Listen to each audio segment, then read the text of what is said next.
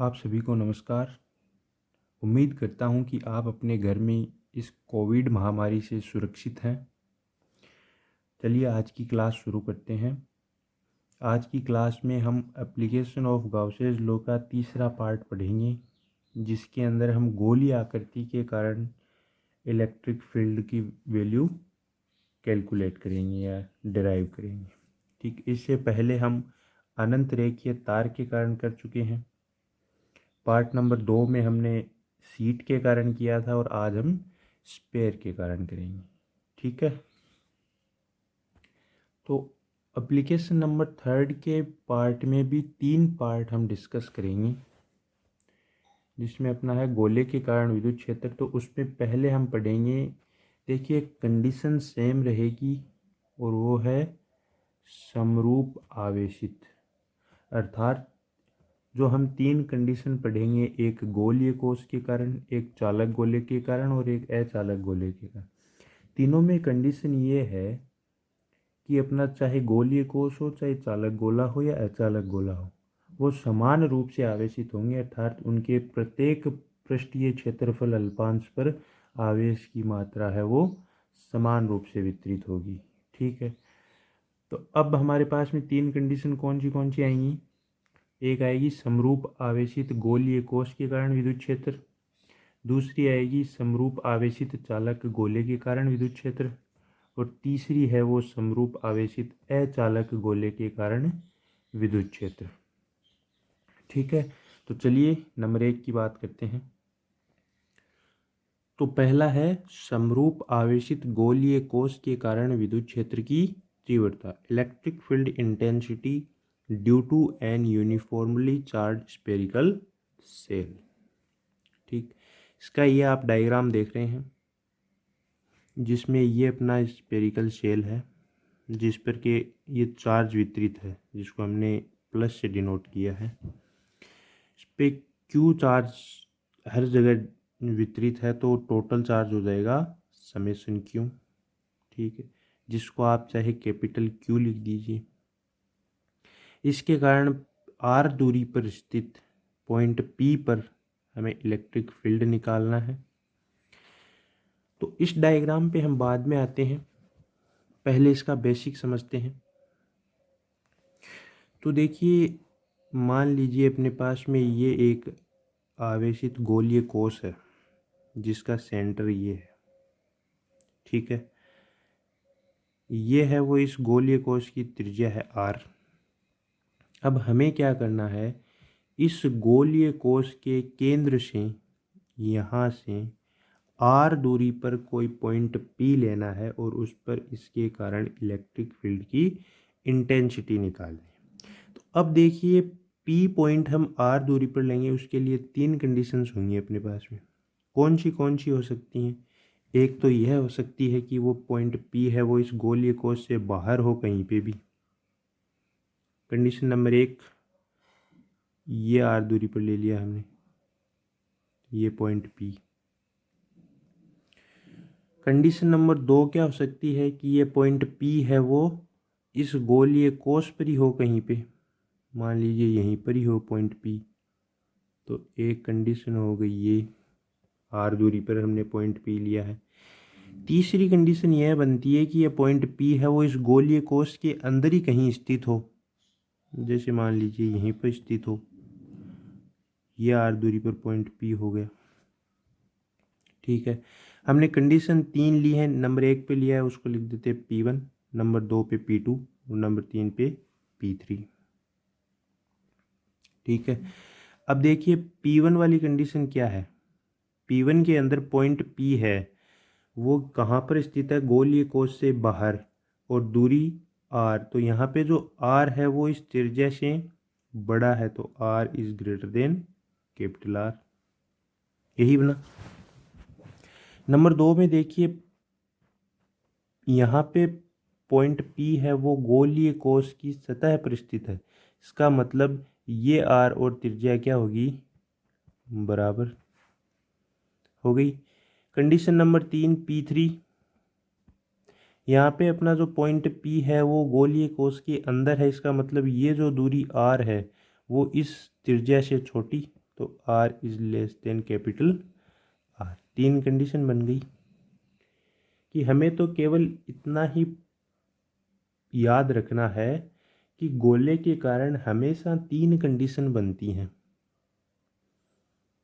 हमें क्या करना है कि हमें गोले के सेंटर से R दूरी पर स्थित किसी पॉइंट P पर इलेक्ट्रिक फील्ड की इंटेंसिटी निकालनी है। तो वहाँ पे कंडीशन 3 बनेंगी।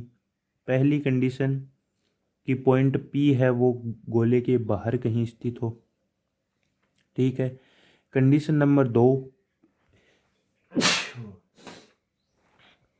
कंडीशन नंबर 2 की पॉइंट P है वो कहाँ पे स्थित हो, गोले की सतह पर। कंडीशन नंबर 3 कि पॉइंट अपना P है वो गोले के अंदर या गोलीय कोश के अंदर स्थित हो।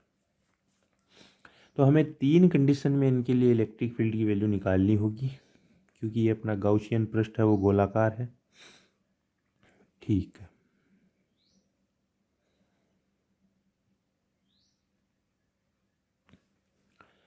अब देखिए यहाँ पर जो आवेश दिया गया है वह कहाँ पे वितरित होगा, इस पृष्ठ पे होगा या इसके अंदर भी होगा। तो देखिए पहली बात तो ये कि ये अपना क्या है, गोलीय कोश। और गोलीय कोश का मतलब होता है केवल उसका बाहरी पृष्ठ है, अंदर से वो क्या है, खोखला है। अंदर से खोखला है तो चार्ज कहाँ पे आएंगे, केवल पृष्ठ पर। और जब चार्ज पृष्ठ पर हैं तो कौन सा आवेश घनत्व लेंगे, आवेश ही अगर पृष्ठ पर हैं तो कौन सा आवेश घनत्व लेंगे, पृष्ठीय आवेश घनत्व।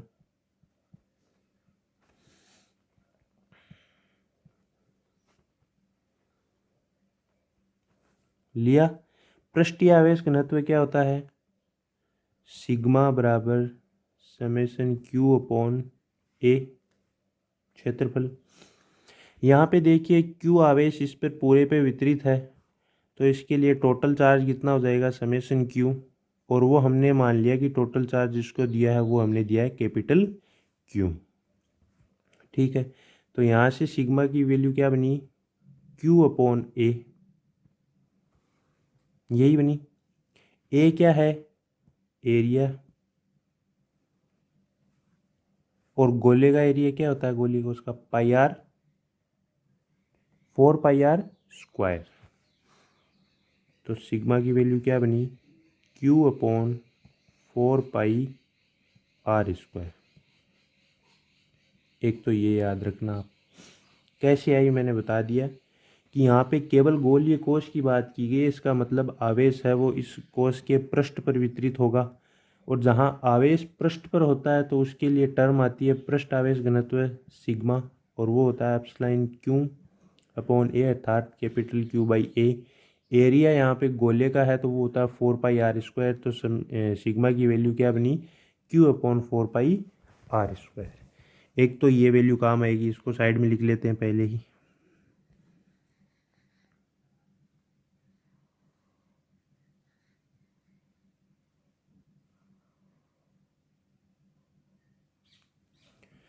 तो सिग्मा की वैल्यू कितनी आई, Q अपॉन 4 पाई R स्क्वायर।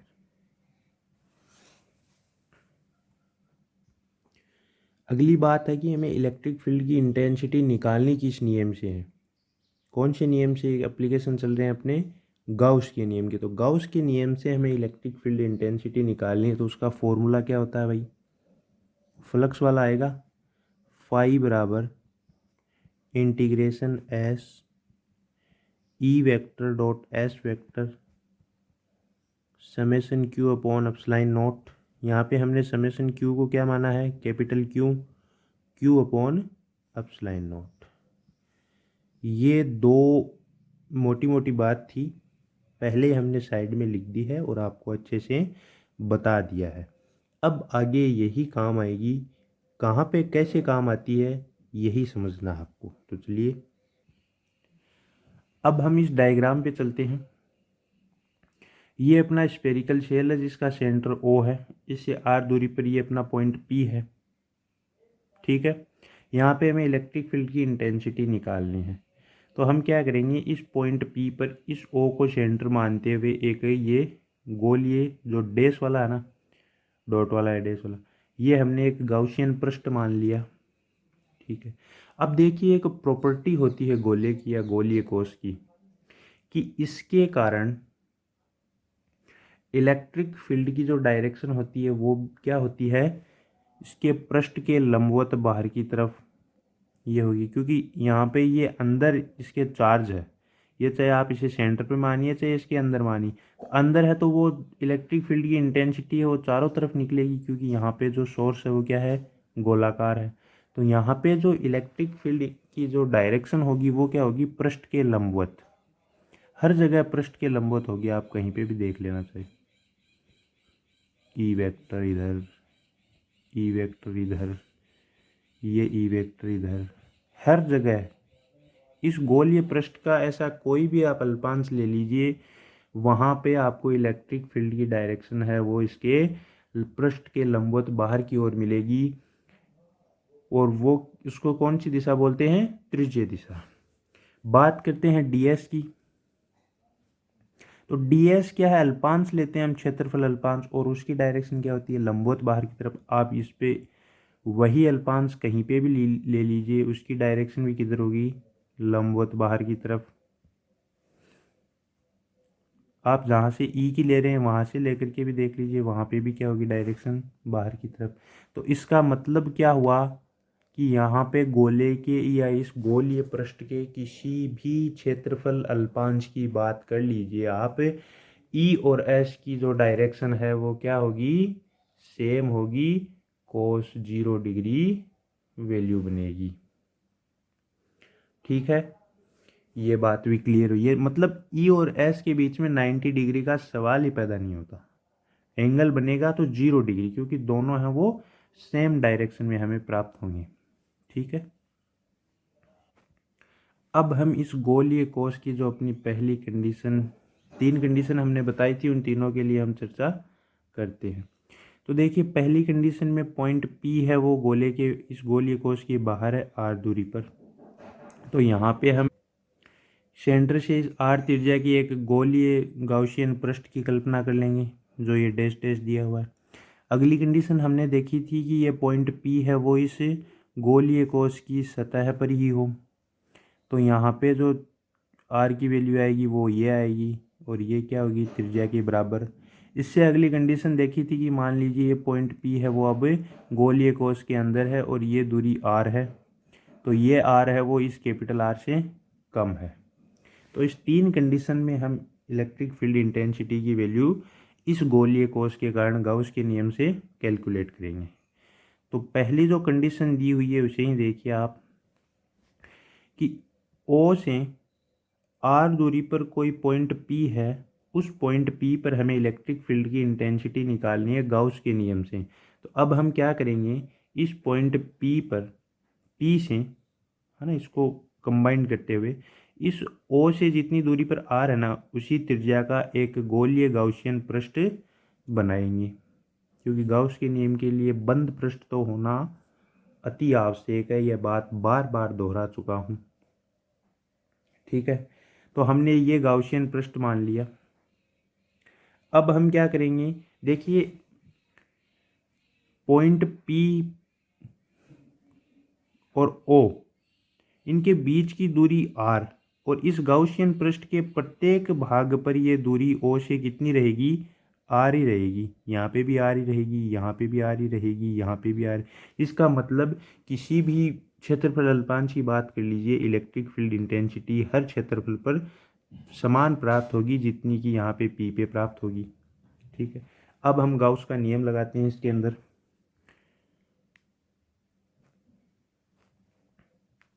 तो यहाँ पॉइंट P पे हमें इंटेंसिटी निकालनी है। गाउस का नियम क्या है, फाई बराबर integration S E vector dot S vector summation Q upon epsilon not, और यहाँ पे समेसन क्यू को हमने क्या लिया है, कैपिटल Q लिख दीजिए, Q अपॉन एप्सिलॉन नॉट। ठीक है,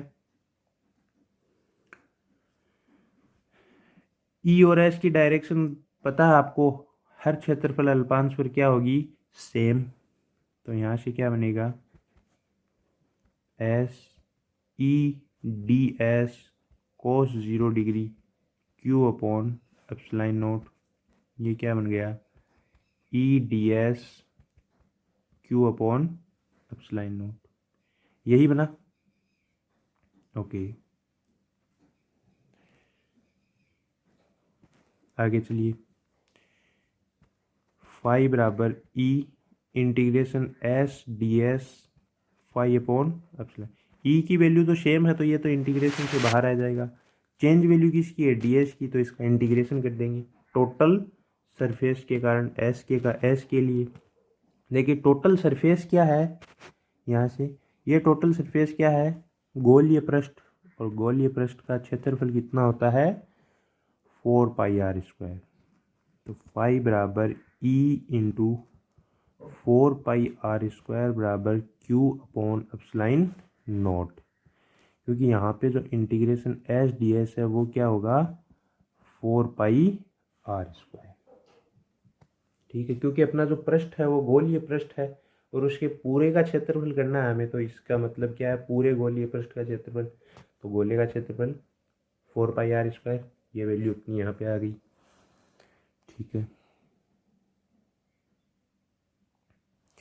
तो यहाँ से अपना जो ई आउट निकल के आएगा ना वो कितना आएगा, Q upon 4πr² epsilon not, यही आ रहा है।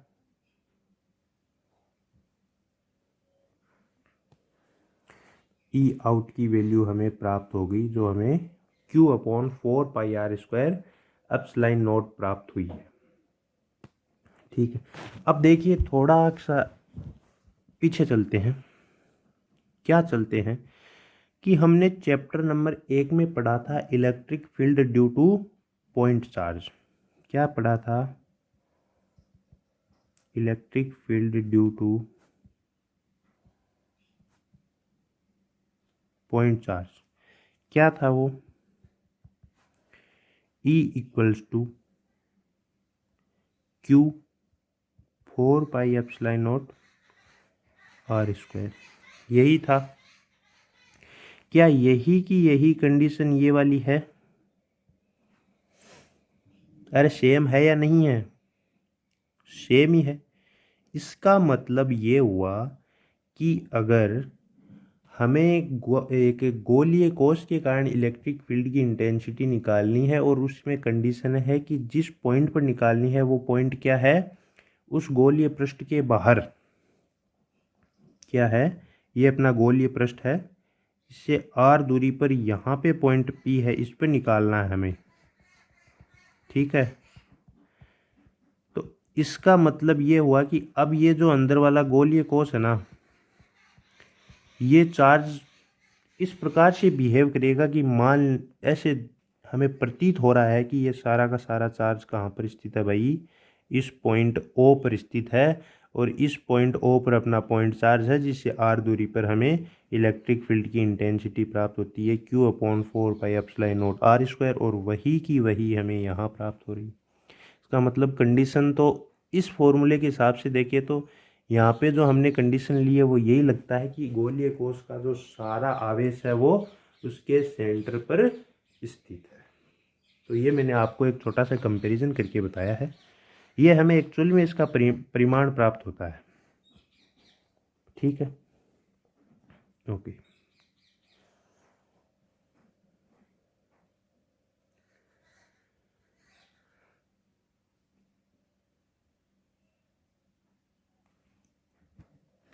अब देखिए ऊपर हमने सिग्मा की वैल्यू क्या निकाली है, एक बार फिर चलते हैं ऊपर। सिग्मा की वैल्यू क्या है, Q अपॉन 4πr²। यहाँ पे आप एक बार सिग्मा की वैल्यू लिखिए, सिग्मा बराबर Q अपॉन 4πr², यही वैल्यू है। ठीक, अब हम इसी को सिग्मा के फॉर्म में लिखते हैं तो अपने पास में क्या है, E बराबर Q upon 4πr² epsilon not. इसको आप क्या करिए, ऊपर और नीचे आर स्क्वायर से इंटू कर दीजिए। कर दिया तो ये क्या बना, Q R square 4 pi R square epsilon naught. ये इतनी वैल्यू है, वो क्या है, सिग्मा। तो यहाँ से ई क्या प्राप्त होगा हमें, sigma R square upon epsilon naught R square, यही प्राप्त हुआ। यहाँ पे साइड में लिख देते हैं, हमने निकाल लिया कैसे आया था, अब इसको हम साइड में लिख देते हैं। तो ई आउट बराबर sigma R square epsilon naught R square. ये पहली कंडीशन के लिए इलेक्ट्रिक फील्ड की वैल्यू आ चुकी है, जब पॉइंट पी है वो अपना गोलीय कोश के बाहर स्थित है। अब देखिए कंडीशन नंबर 2 की बात करते हैं, और वो है कि पॉइंट पी है वो कहाँ पर है, पृष्ठ पर स्थित है। इस कंडीशन में आर है वो अपना आर के बराबर होगा। कंडीशन क्या है कि ये गोलीय पृष्ठ है जिस पे चार्ज है वो वितरित है। पॉइंट पी है वो इसके पृष्ठ पर है आर दूरी पर, और त्रिज्या है वो किस क्या है इसकी आर, तो आर बराबर आर वैल्यू प्राप्त हुई हमें। ठीक, तो इस कंडीशन में इलेक्ट्रिक फील्ड की इंटेंसिटी क्या होगी, तो देखिए गोलीय पृष्ठ के बाहर के लिए हमने क्या निकाला था, ई आउट क्या निकाला था, Q upon 4 pi epsilon naught R square. यहाँ पे आर, यहाँ पे क्या कंडीशन है, आर इक्वल्स टू आर, इसका मतलब इस आर की जगह आप क्या रखेंगे, आर। तो ई सरफेस के लिए कितना प्राप्त होगा, Q upon 4 pi epsilon naught R square. Second condition के लिए हमें वैल्यू प्राप्त हो गई Q upon 4 pi epsilon naught R square. अब बात करते हैं कंडीशन नंबर 3 की, जब पॉइंट पी है वो इसके अंदर ही कहीं स्थित हो। कंडीशन नंबर 3 है कि पी है वो पृष्ठ के अंदर। पृष्ठ के अंदर के लिए condition R is less than capital R. ये रहा अपना पॉइंट पी है वो इस गोलीय कोश के क्या है, अंदर आर दूरी पर स्थित है, तो ये इसकी त्रिज्या है आर, तो यहाँ पे आर है वो क्या है, आर से कम ही है। अब देखिए इसमें होता क्या है कि चार्ज तो रह गया बाहर, और हमने पॉइंट पी ले लिया इस गोलीय कोश के अंदर। अब यहाँ पे इस पॉइंट पी पर हम आर त्रिज्या का इस ओ से गाउसियन पृष्ठ खींचेंगे, गोलीय पृष्ठ होगा। क्या वो कोई चार्ज है उसको बाउंड करेगा, नहीं करेगा। कैसे करेगा भाई, आप ही बताओ। यहाँ पे हमने ये गाउसियन पृष्ठ खींचा है, ये वाला चार्ज कहाँ पर है, यहाँ पर है। इससे तो चार्ज है वो बाउंड हो ही नहीं रहा है। देखिए आप बाहर लेते, यहाँ से आप कोई भी गाउसियन पृष्ठ खींचते तो वो ये चार्ज बाउंड हो रहा था, इसकी पृष्ठ पर लेते तो भी ये चार्ज बाउंड हो रहा था। लेकिन अब क्या कंडीशन आ गई कि अब तो हमारा गाउसियन पृष्ठ ही अंदर आ गया और चार्ज रह गया बाहर। जब गाउसियन पृष्ठ द्वारा चार्ज ही बाउंड नहीं है तो इलेक्ट्रिक फील्ड की इंटेंसिटी कहाँ से आएगी, आ ही नहीं सकती। तो यहाँ पे ई क्या हो जाएगा, 0। भाई ई की वैल्यू कितनी हो जाएगी, 0। ds की चाहे कुछ भी हो, उससे क्या मतलब, ई 0 हो गया तो यहाँ पे जो ई की वैल्यू प्राप्त होगी वो क्या होगी, ई इन इक्वल्स टू 0। ठीक है, तो तीनों कंडीशन के लिए हमने ये वैल्यू निकाल ली है। इसको एक जगह लिख लेते हैं।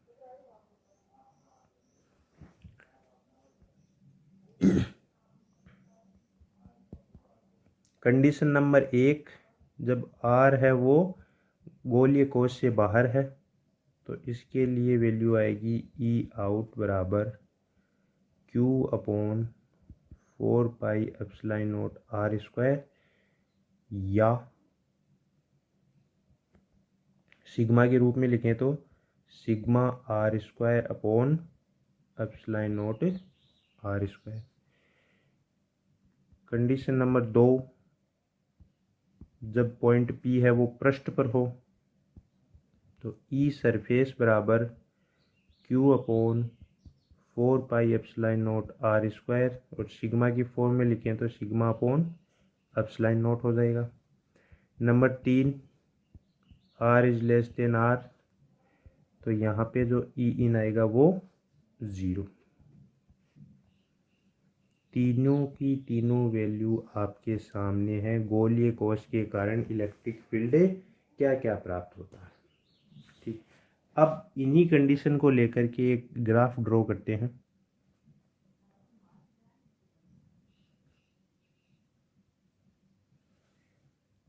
यहाँ पे अपना आर है और ये है ई। ठीक है, अब देखिए यहाँ पे एक पॉइंट लेते हैं, इसमें ये मान ले सरफेस वाली कंडीशन है, अर्थात आर बराबर कैपिटल आर।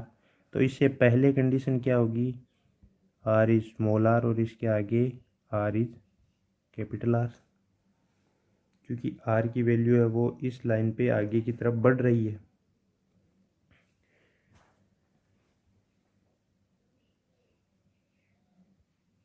तो इन फॉर्मूला से देखिए आप, R is less than R की कंडीशन में ई की वैल्यू क्या है, 0। ई की वैल्यू 0, अर्थात ये ग्राफ है वो इस पर ही चलेगा, यही मान सकते हैं हम। आर इक्वल्स टू आर के ऊपर वो क्या आ रहा है, ई एस, जो वैल्यू अधिकतम मान सकते हैं हम, तो वो आई, मान लीजिए यहाँ पे ये वैल्यू है अपनी ई एस, तो इसको मिला दो आप। ठीक है, इसके बाद में अगली कंडीशन है R is greater than capital R, और इसके लिए फॉर्मूला हमें प्राप्त हुआ है Q upon 4 pi epsilon naught R square, और ई आउट क्या है, 1 अपॉन आर स्क्वायर के समानुपाती। इसका मतलब आर स्क्वायर के व्युत्क्रमानुपाती।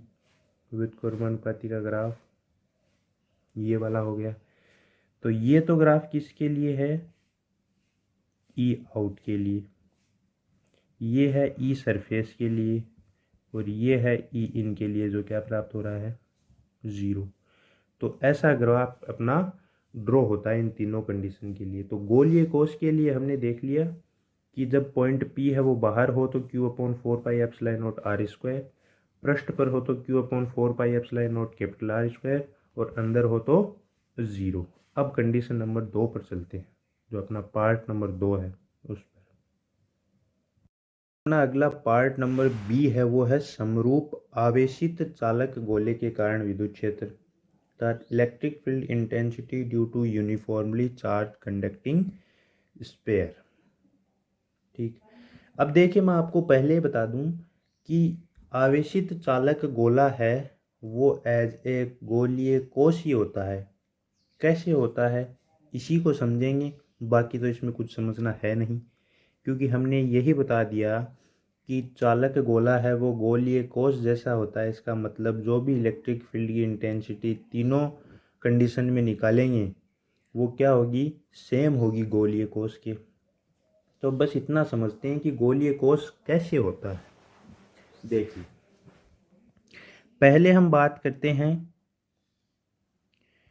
एक होती है अपनी चालक वस्तु और एक होती है अचालक वस्तु। ठीक है, यही मान लीजिए ये अपना चालक गोला है और ये अचालक गोला है। ये अगले पार्ट में भी काम आएगा जब हम अचालक गोले के लिए निकालेंगे। तो चालक वस्तु या चालक गोले को हम जितना भी चार्ज देंगे ना, वो क्या होगा, वो आपस में रिपल करके, क्योंकि हमने इसको चार्ज दिया पॉजिटिव दिया, जैसे मान लीजिए जितना चार्ज दिया वो ये दिया। अब ये क्या है, सेम चार्ज है, सेम चार्ज क्या करता है, रिपल, और वो अधिकतम दूरी पर या उस पृष्ठ पर जाना चाहेगा जहाँ तक वो जा सकता है। तो ये रिपल करेंगी, रिपल करेंगे तो ये चार्ज हैं वो यहाँ से उठ करके कहाँ आ जाएंगे, पृष्ठ पर आ जाएंगे। तो अंदर क्या बचा, शून्य आवेश। जबकि अचालक में क्या होता है, अचालक में ना तो इलेक्ट्रिक फील्ड का इलेक्ट्रिक करंट प्रवाह ही नहीं होती, तो यहाँ पे आवेशों का जो प्रवाह है वो हो ही नहीं सकता है चालक में। तो हम जहाँ पर भी आवेश को दे देंगे उस चालक को, वो वहीं का वहीं रखेगा। उसको कोई मतलब नहीं है कि तुम इधर जाओ उधर जाओ, ये करो वो करो। वो कहेगा भाई बैठे रहो आराम से, तो अपना काम ही रेस्ट करना है। ठीक है, तो यहाँ पे मान लीजिए हमने ये चार्ज दिया, ये रिपल तो करेंगे, लेकिन अचालक की प्रॉपर्टी क्या होती है, आवेश प्रवाह नहीं। आवेश का प्रवाह ही नहीं होगा तो ये रिपल करें चाहे ना करें, ये जहाँ पे हैं वहीं के वहीं रहेंगे। तो यही बात मैं आपको समझाना चाह रहा था कि अपनी कंडीशन है वो क्या है, चालक गोले के कारण विद्युत क्षेत्र निकालना है। ये अपना चालक गोला है, ठीक है। इसको हमने ये चार्ज दे दिया। अब देखिए चालक के लिए हमने कंडीशन बताइए कि चालक है वो इलेक्ट्रिसिटी का प्रवाह करता है, अर्थात उसमें चार्ज हैं वो फ्लो होते हैं। चार्ज फ्लो होते हैं, इसका मतलब इन चार्जेस के बीच में क्या होगा, मूवमेंट होगा। मूवमेंट होगा तो ये क्या है, सेम चार्ज हैं। सेम चार्ज क्या करते हैं, रिपल, प्रतिकर्षण करते हैं। तो ये एक दूसरे को प्रतिकर्षित करके अधिकतम दूरी को प्राप्त करना चाहेंगे जहाँ तक ये प्राप्त कर सकते हैं। और वो अधिकतम दूरी इन्हें कहाँ प्राप्त होगी भाई, ये अंदर से बाहर निकल रहे हैं दौड़ दौड़ के। तो अधिकतम आपको पता है कि जैसे आप कमरे के अंदर हैं और ये आपके कमरे की दीवार हो गई, आपको बोल दिया जाए आप समान चार्ज से हैं, आप एक दूसरे को पसंद नहीं करते, आप एक दूसरे से दूर जाना चाहते हैं, कहाँ तक जाओगे आप, इसकी दीवार तक ही तो जा सकते हो, इसकी दीवार से सट के खड़े हो सकते हो आप कमरे की दीवार से। बस सेम कंडीशन यही है। अब ये जाएंगे तो कहाँ तक जाएंगे, मैक्सिमम दूरी तय करके ये कहाँ पर आ जाएंगे, इसकी पृष्ठ पर आ जाएंगे। तो अंदर का जो सारा चार्ज है वो कहाँ पर आ गया, पृष्ठ पर। तो अंदर क्या बचा, कुछ भी नहीं, कुछ भी नहीं बचा। जबकि ये है ठोस गोला, गोलीय कोश नहीं है, लेकिन जब इसके अंदर चार्ज ही नहीं है, चार्ज ही पूरा पृष्ठ पर आ गया, तो अब ये किसकी भांति कार्य कर रहा है, गोलीय कोश के। क्योंकि गोलीय कोश भी तो ऐसा ही था अपना, इससे पहले हम पढ़ चुके हैं, उसका सारा चार्ज भी केवल पृष्ठ पर था। और ये चालक है, इसका भी सारा चार्ज है वो कहाँ पर है, पृष्ठ पर है। तो हमारी इसके लिए कंडीशन क्या बनी कि चालक जो गोला है वो क्या हो गया, एज ए गोलीय कोश। गोलीय कोश हो गया, तो अब तीनों कंडीशन के लिए इलेक्ट्रिक फील्ड इंटेंसिटी की वैल्यू भी क्या प्राप्त होगी, जो गोलीय कोश के लिए प्राप्त होती है। चलो निकालो।